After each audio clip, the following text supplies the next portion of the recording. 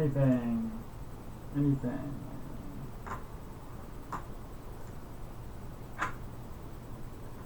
Mic check. Mic check. Yeah, I see that.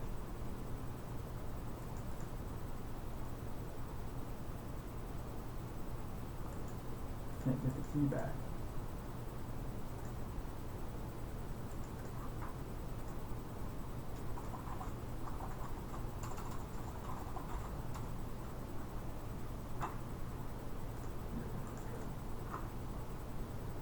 I have a key and I am streaming, but I'm not streaming to the actual event.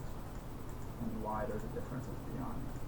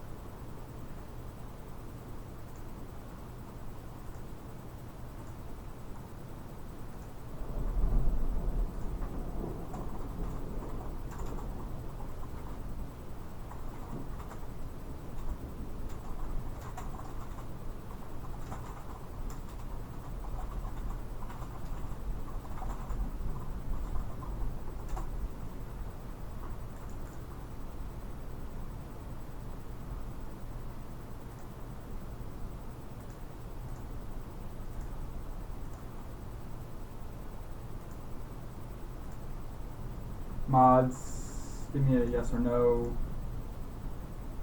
A yes or no.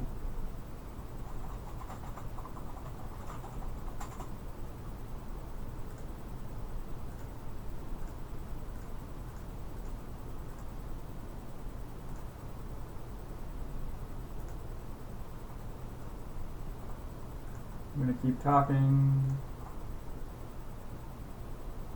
to do some sound check. Sound check. Sound check.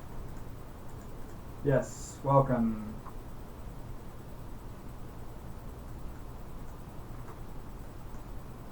Alright. Let's do some quick reset here. Hello. So, yes.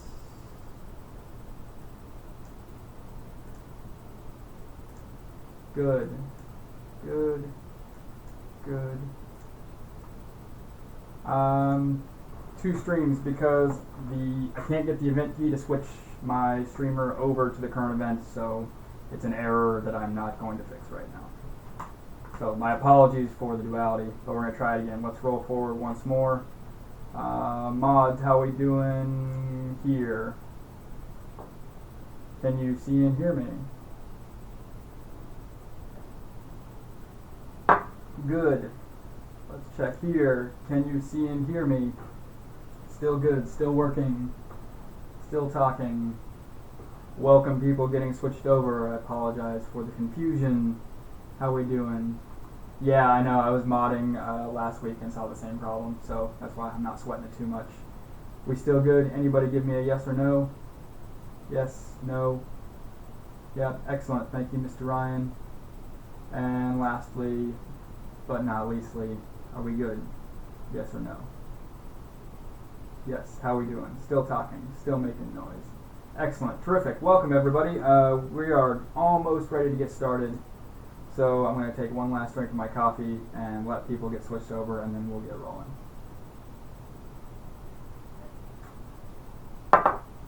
While people are getting rolled over, my name is Michael Ralph, and I am in the Kansas City area. And we're going to be talking about quantitative skills. A little quiet. I will sit forward and talk towards my mic a little more. How about that? So welcome everybody jumping in here. We're going to be talking about quantitative skills. I am watching the chat up there, so if you've got live questions, I'm going to let the moderators field most of those, but if there's something going on that you'd like clarification as I'm going, I might see it. I don't know. I'm going to do my best to keep track of everybody. As we walk through things, we're going to be jumping around between all of the big ideas, trying to find the places where you're going to be analyzing numbers and using particular skills to make predictions, look at patterns and things of that nature. So welcome everybody as we roll forward into quantitative skills, the great review of 2017. Everybody getting ready. We're getting pretty close to the end of our prep time. So let's get started. Okay. So what are quantitative skills? I want to be really clear about my objective as we work forward through the rest of these problems, these scenarios. We're not going to be practicing a lot of the arithmetic. That's not going to be my priority. You've got to have a 4-function calculator, so the manual calculation from multiplication and division, all that stuff, that's what your calculator does. But let's be clear, the math is the skills to identify what are the patterns in your numbers, how do different populations compare to one another, is there a trend going on, or is something going up, is something going down, is something getting bigger, are two things lining up? So those are the kinds of things that I consider to be our math skills. We're going to be trying to make some predictions in some instances. So if things continue, is this thing going to get larger or smaller, or how do we get to where we are now? What's the most likely process, or perhaps what process does not happen and lead to the numbers that we've got right now? And of course, we got to keep in mind that everything's happening within a larger idea, within a larger system. So we're not going to be focusing on just if I have these numbers, how do I get those numbers? But everything's going to be happening within a particular phenomenon. So whether it be linkage or whether it be Hardy-Weinberg, there's something real out in nature that we're trying to model or about which we're trying to make a prediction. And so we don't want to lose track of the forest as we get into the nuts and bolts of individual leaves on individual trees. So we're going to try and keep some context about each of these problems as we move forward, because that's what it's going to take to be flexible and fluid and to be working in a manner where we can get everything done and where we can be successful here in just over a week. So that's going to be a priority for us as well. As I was going through everybody's questions, I identified several themes of things that people wanted to talk about, and so this is going to be what we're doing today. We're going to look at some general data analysis, so what kinds of skills am I going to do just when I'm looking at numbers? How do I do the nuts and bolts of finding a central tendency, of describing the variation in a data set, things like that. So some basic number analysis to begin with, and then we're going to jump between several different ideas across our curriculum. We're going to look at some genetics problems. We're going to definitely get into some Hardy-Weinberg. I know that was a big priority for a lot of folks who are entering questions. We're going to look at some water potential and talk about some gradients. We're going to look at a little bit of population movement, and I suspect that's probably going to chew up most of our hour. As we're moving forward, if you're trying to figure out where did all this stuff come from, I did go ahead and add a symbol on my slides for spots where I was specifically targeting an individual, or in a lot of cases, several students who had that particular question. So as you're kind of keeping track of what is everybody else prioritizing in their questions, that's what that symbol is all about. And we're going to see that throughout the course of the presentation. So let's get started. Central tendency. There were a couple of folks who were asking about calculating a mean or an average, and so let's just be super clear and plant our feet early on. When I'm talking about central tendency, we're talking about, in general, what does this data set look like?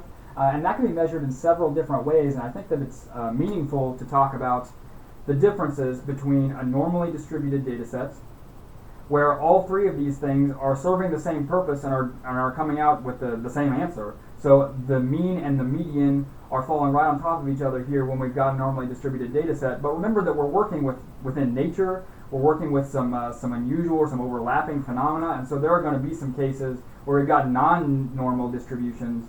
And so I just want you to be aware that there are multiple measures of central tendency, and mean and median are two things that I think you could consider at this point. Most of what we do in this class is going to be focused on using a mean, but I just want to be clear, especially as you move forward in your training in the future, that there are multiple measures of central tendency, and average, or the arithmetic mean, is not the only one. So let's be cognizant of the decisions that we're making and not brush them under the rug. So